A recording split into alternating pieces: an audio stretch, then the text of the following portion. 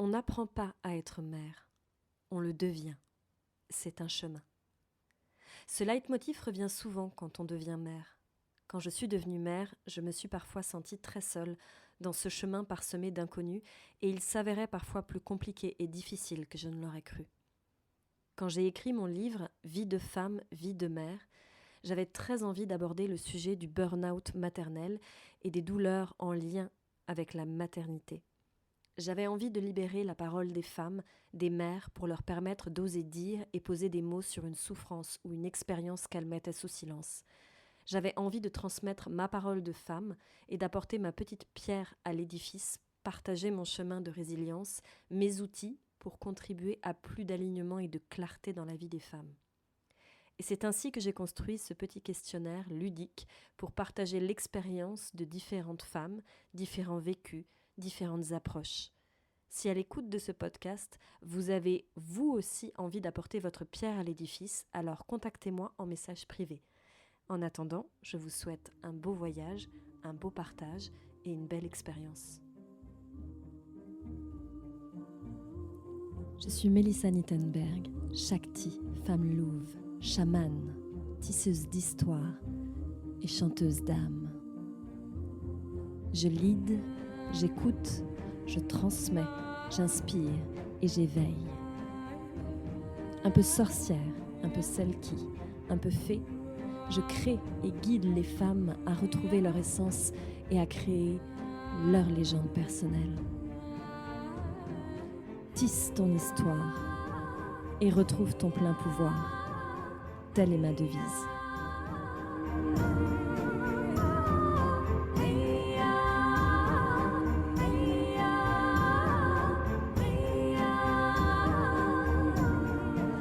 Bienvenue dans ma petite chronique Vie de femme, vie de mère. Et aujourd'hui, je reçois une autre Mélissa. Bonjour Mélissa.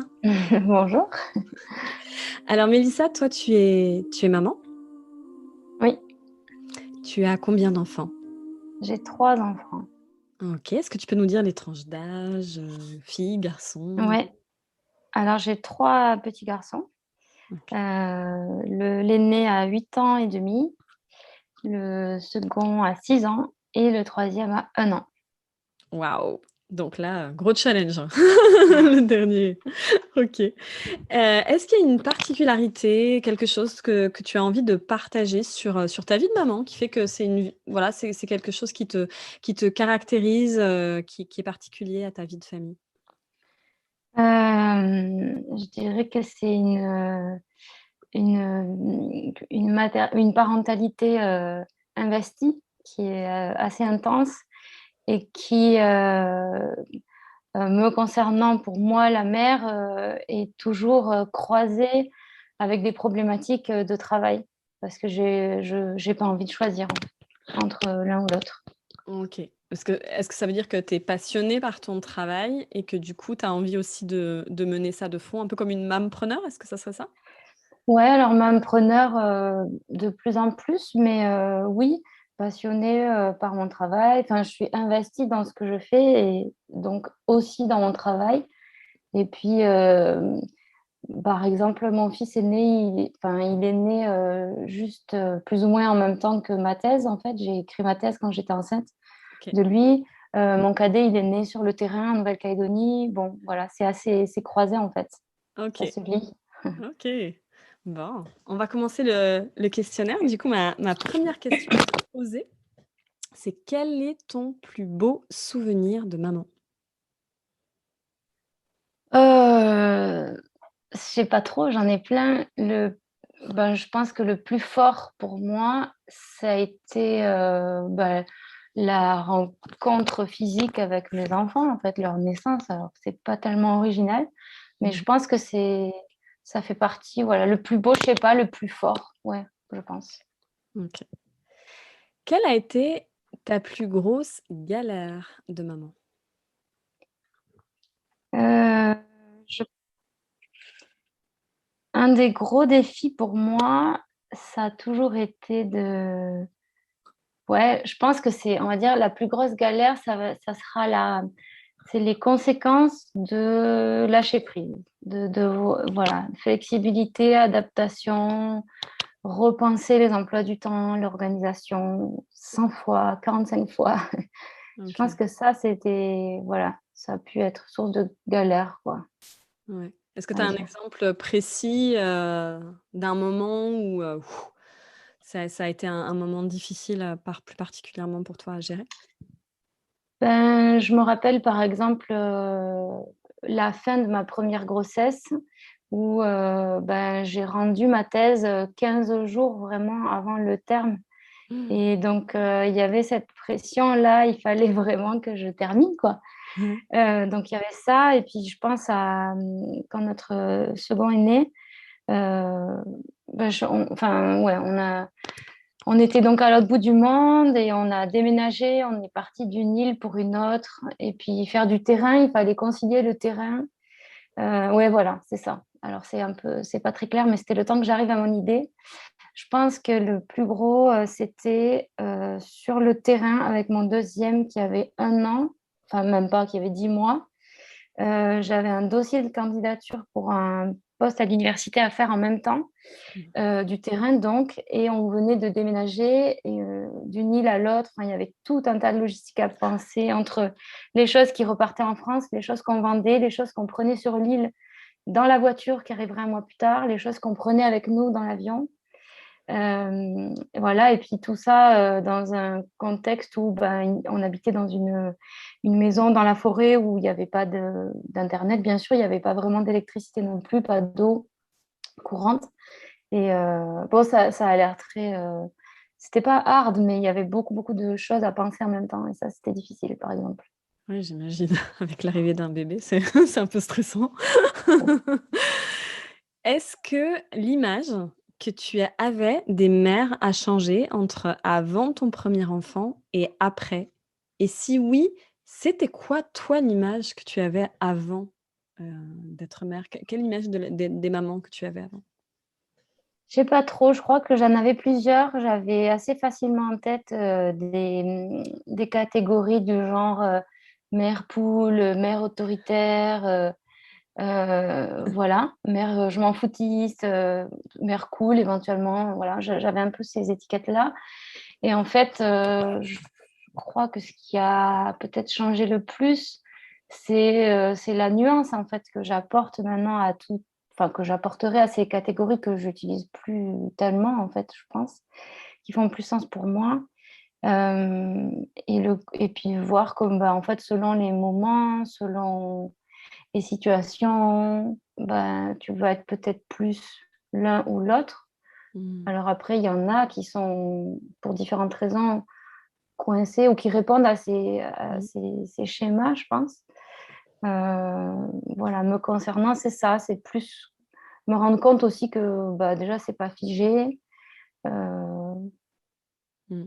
Est-ce que voilà. est-ce que c'est le fait de te rendre compte que finalement on n'est pas ou tout l'un ou tout l'autre, mais qu'on compose aussi en fonction du moment et que c'est un petit peu ça en fait, c'est être maman, c'est être un peu hybride parce qu'on passe par plein de choses différentes et qu'on n'est pas une chose ou une autre comme toi tu avais pu le percevoir avant? Est-ce que c'est ça? Oui, c'est ça, il y a un côté comme ça, et puis il y a un côté aussi où c'est pas forcément un choix, ou pas toujours, ou voilà, dans une certaine mesure, on choisit pas, je pense, non plus l'attitude qu'on a Mmh. vis-à-vis de ses enfants ou de son rôle de mère. Après, moi, j'ai une petite expérience de la maternité, hein. Mes enfants, ils sont pas si grands, donc j'ai vraiment, enfin, moi, dans ma tête, je connais rien en fait. Enfin, tu Toujours ce vois. regard neuf, ouais. Ouais, ouais. Te souviens-tu de ton plus gros craquage, pétage de plomb en tant que mère? Le moment où, comme tu dis, voilà, il y a des choses, là, pour le coup, ça nous échappe, totalement, ça échappe à notre contrôle et voilà. Est-ce qu'il y a un moment dont tu te souviens particulièrement? Ouais, ouais, ouais, moi, je me souviens de quelques-uns, hein. Ça m'arrive pas souvent, mais je fonctionne comme ça, moi. Je pète les plombs quelques fois par an, on va dire. OK, et comment ça se passe? Tu peux Euh, me donner un exemple? ben, l'exemple qui me vient et qui était le plus un des plus intenses et des plus violents aussi, c'est un jour, on était à table et je sais plus pourquoi, je devais être fatiguée, mon compagnon aussi, je sais pas, on n'était pas forcément dispo, les enfants étaient, il y en avait que 2 à l'époque, étaient super, pas du tout coopératifs, extrêmement bruyants, agités, enfin, c'était voilà. Sachant que les repas chez nous, c'est quand même pas, on n'est pas souvent sur quelque chose de très calme, voilà. On essaie, hein, mais c'est voilà, c'est quand même globalement relativement agité. Mhm. Et là, je sais pas, ça l'était encore plus. Et en fait, je sais pas, ils s'énervaient l'un l'autre, bref. Et à un moment, il y a notre fils cadet qui s'est étouffé un peu en mangeant parce qu'il rigolait, enfin, bon, voilà, je sais plus quoi. Et son frère, en fait, qui donc plus grand, qui au lieu d'arrêter de s'agiter lui-même, voilà, pour aider son frère à re-respirer correctement, il continuait en fait. Mais en fait, il était stressé, bien sûr, et donc lui, il Mhm. réagissait comme ça. Mais et donc, ça a fait monter la mayonnaise et ça m'a gonflé. J'ai fait un verre d'eau et je lui ai balancé à la figure un verre d'eau. Et j'ai crié, évidemment. Et en fait, au moment où je l'ai fait, je savais que, évidemment, c'était une erreur, que j'aurais dû faire autrement. Mais Mhm. ça m'a tellement soulagée. Que c'était comme ça, quoi. Ouais. Et après, dans ces moments-là, qu'est-ce que tu fais? Comment ça redescend? Bah, là, ça a mis du temps parce que c'était vraiment très, très haut. Là, je suis partie. J'ai pris Tu es les clés de partie. la voiture, je suis partie. Je Mmh. suis partie pas très longtemps, juste prendre l'air et puis être toute seule, sortir du bruit, en fait. Le bruit, c'est Mmh. terrible. Et voilà, et bah, je suis redescendue, j'ai respiré, et puis après, bah, je suis revenue. Et puis, je me suis excusée. Entre-temps, ben, la pression était redescendue chez tout le monde, en fait. OK. Voilà, bon, on en a parlé, mais mon fils, il s'en souvient, c'était il y a 2 ans, je pense, il n'était pas si grand. Et lui, il n'a pas compris, quoi. C'était là. Ouais. Voilà.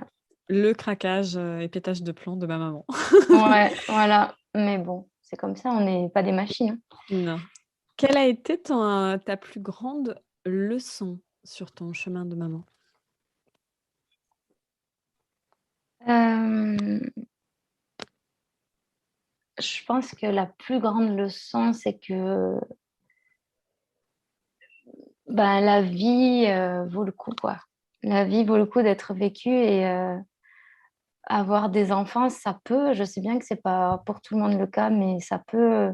Moi, ça me donne l'impression c'est comme si je vivais une deuxième fois, en fait. OK. Et Ah. donc, ouais, je pense que c'est ça ma leçon. Qu'est-ce que tu aurais aimé qu'on te dise avant de devenir mère? Euh, ben, ça, quelque part, tu vois, que Mmh. ça va être l'occasion de tellement de rencontres, de progrès, d'occasions de grandir, de redécouvrir tout, quoi, le monde, la vie, ouais, voilà, que ça. Bon, après, des choses aussi plus pratiques, tu vois, du genre, tu vas y arriver, ça va le faire, ça vaut le coup, n'aie pas peur, des choses comme ça, tu vois, sois rassurée. Mais en fait, ouais, c'est plus ça, c'est plus.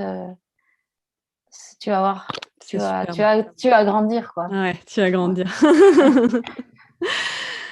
Quel cadeau penses-tu le plus serviable à recevoir quand on est mère? Je pense la confiance, en fait. La confiance, euh, la confiance, ouais. Le non-jugement, c'est parfois difficile de...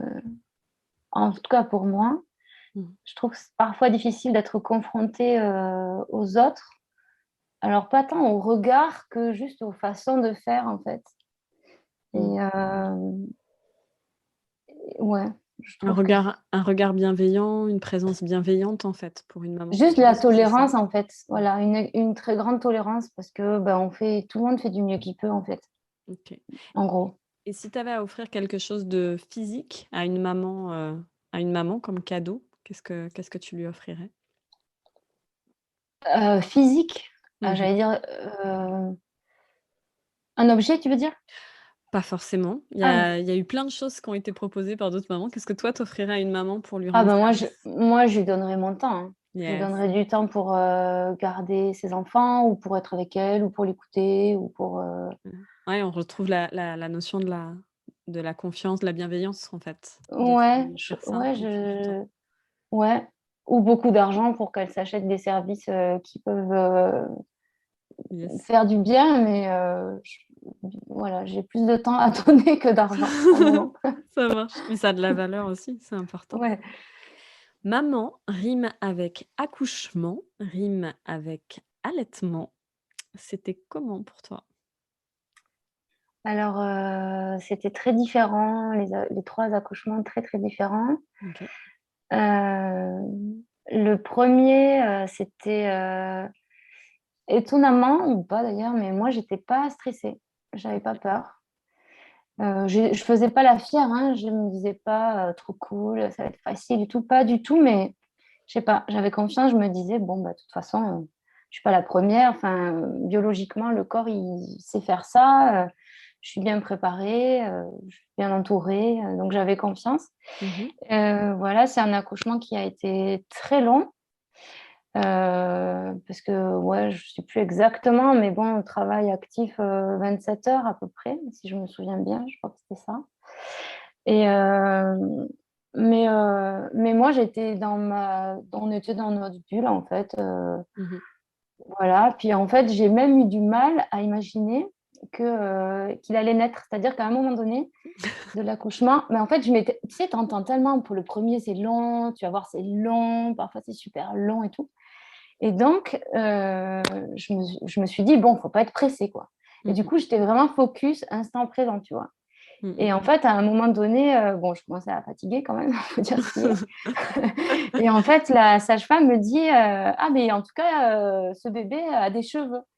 Il a plein de cheveux ou un truc comme ça. Et puis, et moi, j'ai pas imprimé qu'elle me disait, mais il est là, en fait, je vois sa tête, En quoi. fait, je vois sa J'ai pas tête. du tout, tu vois.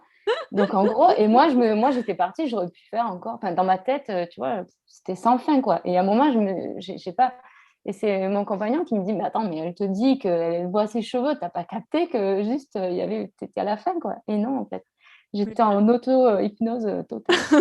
En mode warrior, j'y vais, je continue, Ouais, surtout je me disais, bon, tu sais que ça va être long, tu sais que ça va être dur, donc voilà, ménage-toi. Et puis du coup, OK. voilà.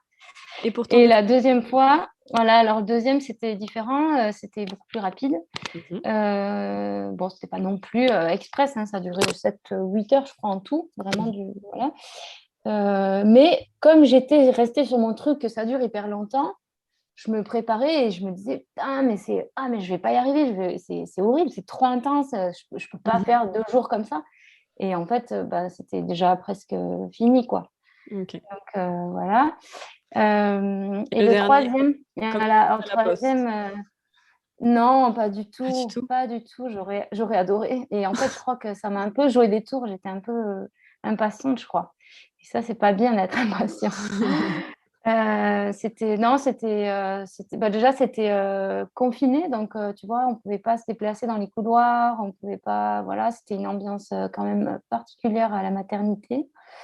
L'équipe était super, mais c'était bon, en fait, le bébé était positionné d'une telle façon que c'était extrêmement douloureux très vite et les contractions étaient rapprochées, très fortes et pendant des heures et des heures et des heures.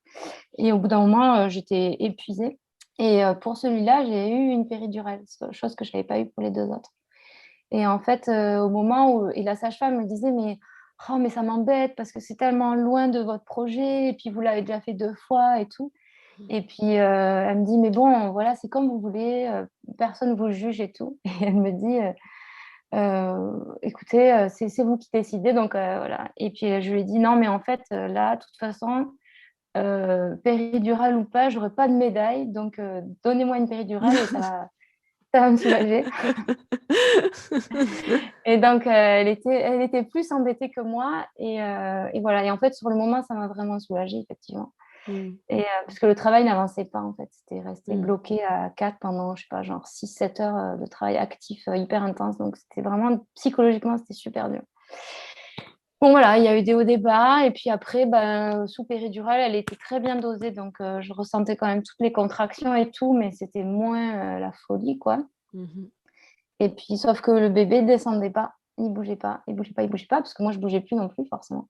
Mhm. Et donc, il y a eu un moment où la sage-femme m'a dit, non, mais en fait, là, il va falloir qu'il naisse, quoi, ce bébé. Je vais chercher le médecin. Et du coup, là, enfin, on a eu la trouille terrible d'une césarienne. Et du coup, c'était terrible là. J'étais effondrée, effondrée. Et puis, on a trouvé des systèmes. Voilà, on a pleuré un bon coup. Puis, on s'est dit, bon, attends, ça va le faire. Et donc, on a trouvé des façons de bouger avec les fils et tout. Et donc, j'ai quand même réussi à bouger, bouger, bouger en étant sur la table. Et puis, du coup, le bébé est descendu. Et donc, j'ai pas. Et donc, il est né, voilà, sans. Et en fait, c'est celui que j'ai le plus senti, finalement. Vraiment dans le bassin, quoi. Ok. Parce que du coup, j'étais concentrée sur autre chose, je pense. Ok. Tout petit, Voilà. petit détail, juste, il faut J'ai pas. cogné mon truc. Ouais, plusieurs Ah, fois. pardon. Donc, juste de faire oups, attention, Désolée. parce que du coup, ça crée des bruits parasites. Oui, pardon, j'ai essayé d'y penser, désolée. Pas de souci. Et l'allaitement, du coup, ça a été une belle expérience pour toi? Oui, ça a été une belle expérience qui est toujours en cours, du coup, puisque j'allaite mon dernier encore.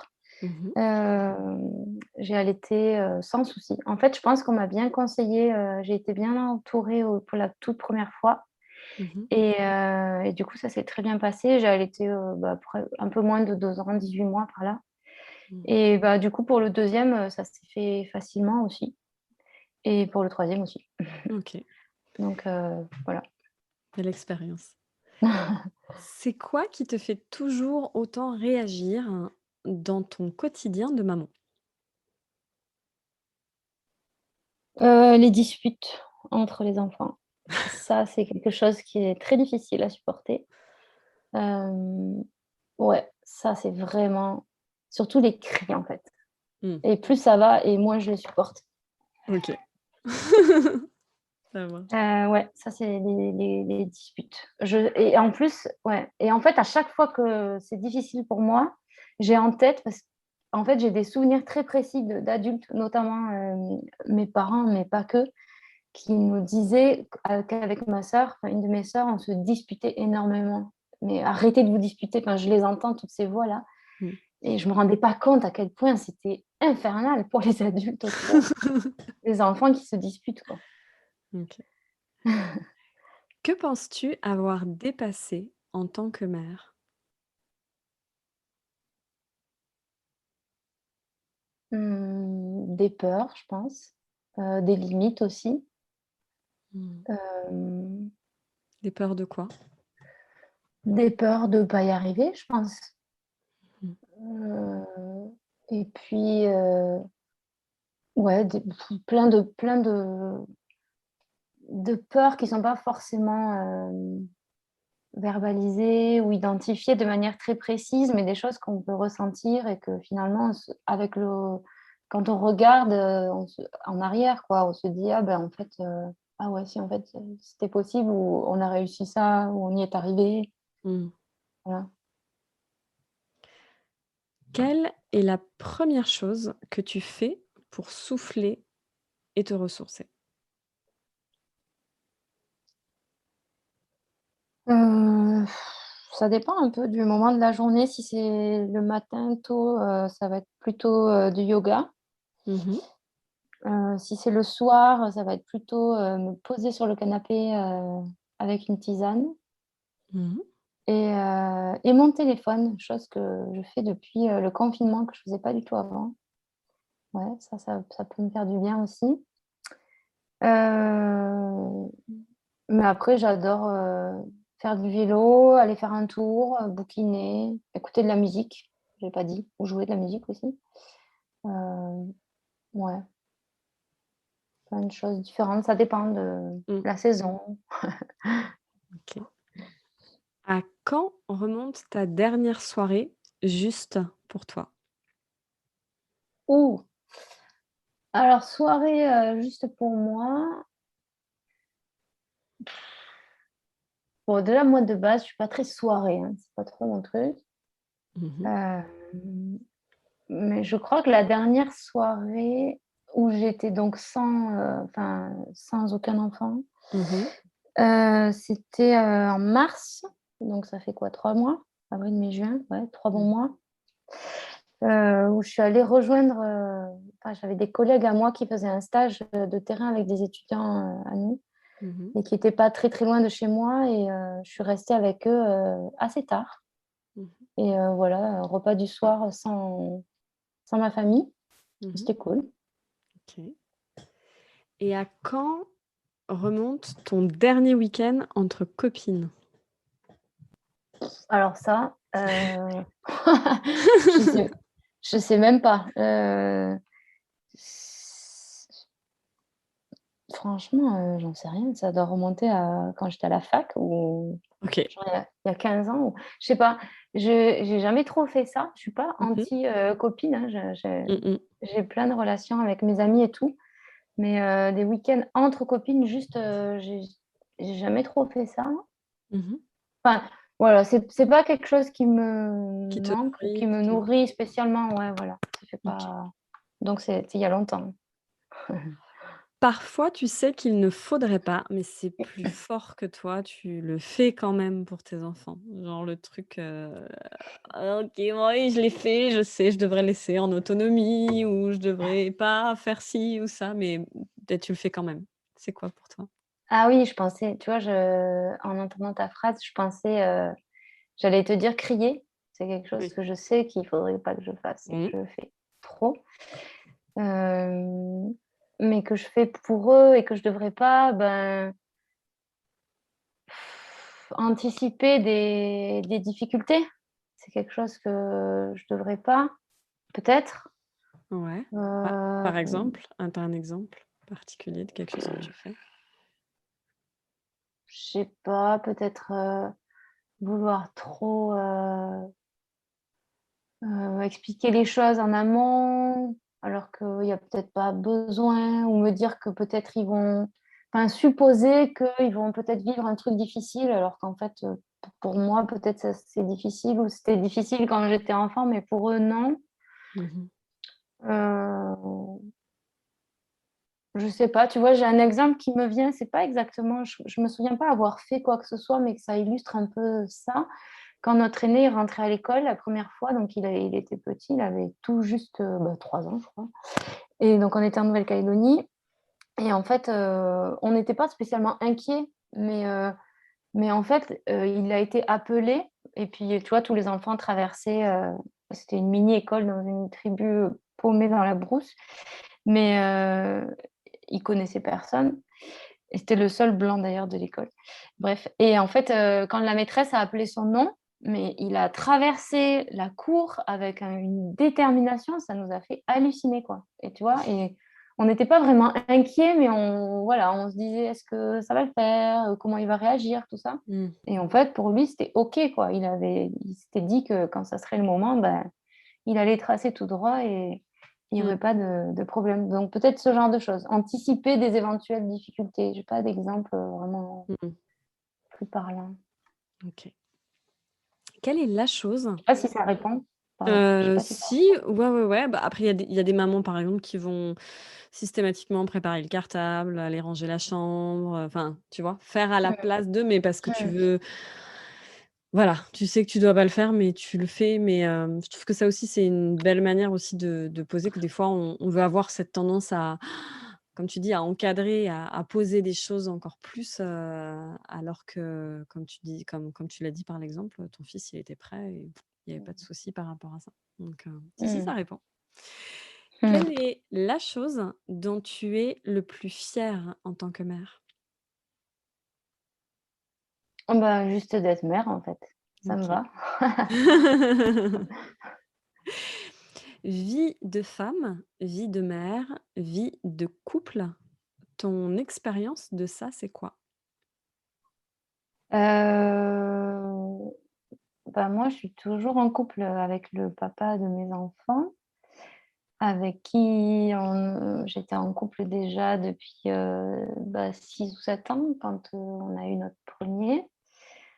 Mon expérience, c'est pas toujours facile d'extraire le couple de la famille, pour moi en tout cas. C'est pas une évidence, c'est quelque chose que je fais pas de manière enfin, je fais pas ça très spontanément.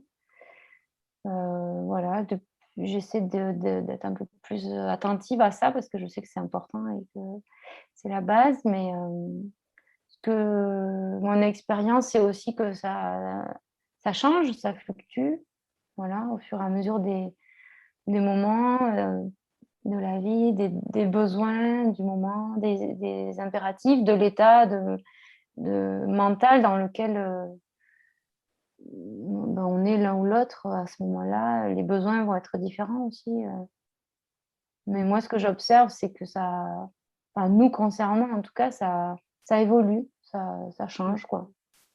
OK. Voilà. As-tu une personne à qui tu peux confier tes enfants les yeux fermés?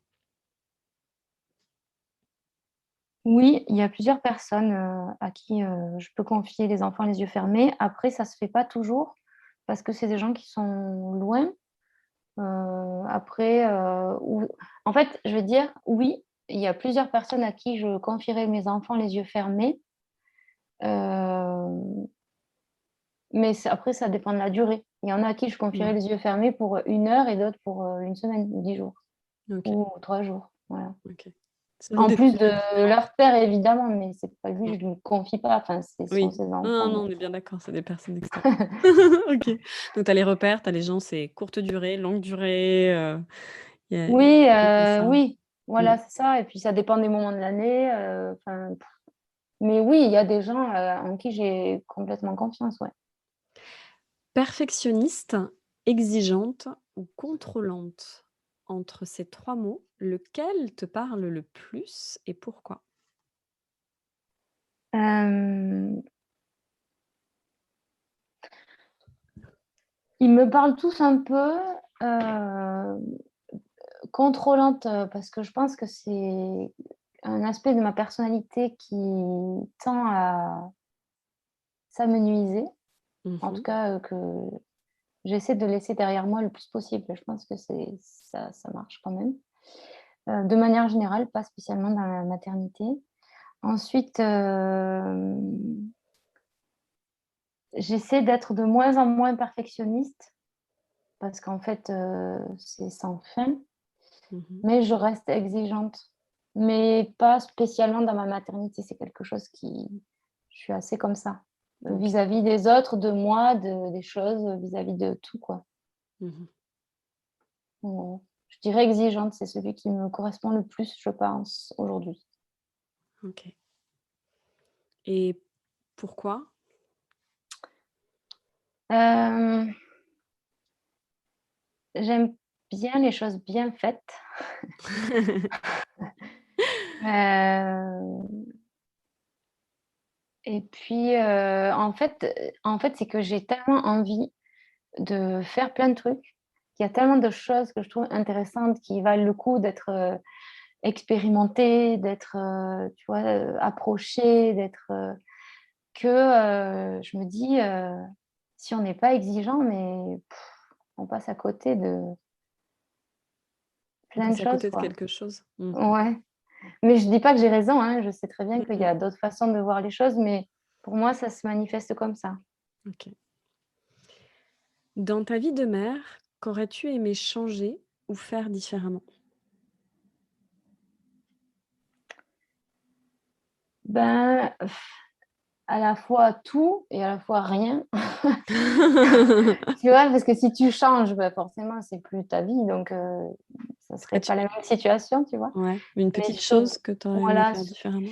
bah, sur des trucs plus précis, je pense que quelque part, j'aurais aimé avoir des enfants un peu plus tôt OK. pour en avoir plus. Mais pas 10 000, hein, Oui. mais tu vois, j'ai toujours eu en idée d'avoir 4 enfants et peut-être il y aura un quatrième, je sais pas, mais du coup, c'est pas sûr. Voilà, OK. parce que, bah, je suis pas toute seule, le temps passe, Mmh mh. et peut-être que, voilà, j'aurais aimé, en avoir un peu plus tôt pour, pouvoir, aller au bout de cette idée-là aussi. OK. Mais peut-être ça se fera pas, c'est OK, hein, mais Mmh mh. voilà. Et quel est ton prochain rêve de femme? Hem, mon prochain rêve, de femme, je sais pas. Est-ce que, je pense que c'est mon prochain rêve, Oups, mince, j'ai mis le portable en mode avion, j'ai pas éteint l'autre, pardon. OK. Alors on va reprendre la question. Ouais, pardon. Et enfin, dernière question, quel est ton prochain rêve de femme? Alors, mon prochain rêve de femme je pense que c'est mon prochain rêve, tout court. Donc là, pour l'heure, ça va être, plus, du côté de la sphère professionnelle, réussir à aboutir, certains projets, pour, voilà, avoir des moyens de garder cet équilibre, entre, la vie de ma vie de famille et ma vie professionnelle. Mmh. Voilà, je pense que mon rêve, ça serait ça. De te réaliser dans ton projet professionnel, c'est ça qui Ouais, sera voilà. important pour toi? Mmh. Ouais, ouais, ouais, ouais, on va OK, dire ça. OK. Et est-ce que tu veux nous dire 2-3 mots sur ça pour nous faire rêver de ton rêve ou est-ce que tu as envie de partager? Oui, je peux bien dire 2-3 mots. En fait, le rêve, c'est de réussir à transmettre, l'anthropologie qui est ma discipline, mon domaine d'expertise puisque moi je suis anthropologue, au grand public et en particulier, aux enfants parce que, parce que je trouve que c'est un outil qui est fabuleux pour les enfants qui sont curieux de l'univers dans lequel ils grandissent, de savoir, pourquoi les gens font ce qu'ils font, comme ils le font. Mmh. Je trouve que c'est voilà et donc je serais heureuse de pouvoir, gagner de l'argent en réussissant à accompagner des enfants dans leur questionnement de grands curieux, quoi, en gros. Yes, super beau projet. Donc on te souhaite, la réalisation de ce grand rêve. Il y a, Merci. on va terminer par, le dernier petit rituel, qui est de tirer au sort une question qu'une autre femme, qui est maman ou pas, a choisi de te poser. Donc je tire la question et je te la pose. Est-ce qu'on retrouve un jour son corps d'avant ou faut-il l'accepter changer? Heu, hem, est-ce qu'on retrouve son corps d'avant? Au sens strict, non, puisque, OK. on n'est plus avant. Mmh. Donc il faut l'accepter, on n'est pas obligé, mais après si on l'accepte pas, c'est potentiellement plus difficile donc je Mmh. pense qu'il vaut mieux enfin, il faut s'encourager à l'accepter, je crois. Mmh. Hem, voilà, après, de l'extérieur, l'enveloppe, elle est peut-être identique, mais quand bien même, on mettrait les mêmes fringues et tout, le corps, il a changé forcément, il s'est déformé, Mmh. Toi, comment ça a voilà. été ça? Le fait d'accepter aussi, le changement, les 3 grossesses, j'imagine, c'est pas les mêmes vécus aussi dans le corps et Ouais. toi, comment tu as fait pour te retrouver aussi dans ton corps, après ces 3 grossesses? En fait, c'est drôle parce que la première grossesse, j'avais pas de problème particulier, mais j'avais vraiment l'impression de mesurer, enfin d'éprouver physiquement à quel point c'était, pas anecdotique pour le corps. Je me disais: «Mais c'est fou, quoi» Mmh mh. et en fait, la deuxième grossesse, j'ai eu des problèmes, enfin bref, donc là, par contre, j'ai souffert du début à la fin, mais bon, bref, c'était voilà, c'était une autre expérience, Mmh. du corps, ça m'a pas fait ça et la troisième grossesse où j'ai eu aucun souci, mais alors ça, c'est des grossesses je pense si tu as que des grossesses comme ça, tu peux avoir, 10 enfants, tu vois? OK. Enfin non, pas 10 enfants, mais bref, plusieurs, certaines sans doute, mais pas moi. Mais ça m'a pas du tout fait ça. J'avais pas OK. l'impression que mon corps, il vivait un truc de fou, tu vois? Mmh Alors que mh. si, pourtant. Mmh. Donc voilà, après, moi ouais, le corps a un peu changé, mais à chaque fois, sur une année, j'ai retrouvé à peu près ma silhouette, on va dire. Après ça change un peu, mais Mmh. Voilà. Donc je veux dire comme c'est que, oui, il change de toute manière et ça, faut quand même l'accepter parce que c'est un Oui, changement comme tu dis. c'est On ça. est quand même traversé par la vie et après, tu encourages quand même du coup les mamans en tout cas qui posent ces questions-là en te disant que oui, c'est quand même possible à un moment donné. Ça demande du temps. Comme tu dis, c'est une année aussi pour arriver à se retrouver dans son corps, mais c'est aussi quelque chose de possible. Il change, mais on peut le retrouver, voilà, on peut retrouver quand même son corps, Moi, je pense qu'on peut retrouver. Après, le corps, c'est une chose, l'énergie, c'est autre chose, tu vois. OK. Tu vois, il y a je pense notamment aux sportives de haut niveau, qu'elles soient danseuses ou n'importe quoi, Mmh mh. cyclistes ou autres, qui vont assez vite, ou enfin plus ou moins vite d'ailleurs, mais retrouver Mmh. voilà, une silhouette hyper sportive, hyper musclée, beaucoup de tonus et tout. Après, ça dépend des objectifs de chacune. Mmh mh. Moi, je remarque que c'est clair que je oui, j'ai quand même moins de enfin, j'irai pas faire, un entraînement de handball tous les 2 jours comme je faisais avant, par exemple. Mmh mh. Ou par exemple, la course à pied, j'ai jamais trop réussi à m'y remettre depuis que j'ai eu des enfants, tu vois?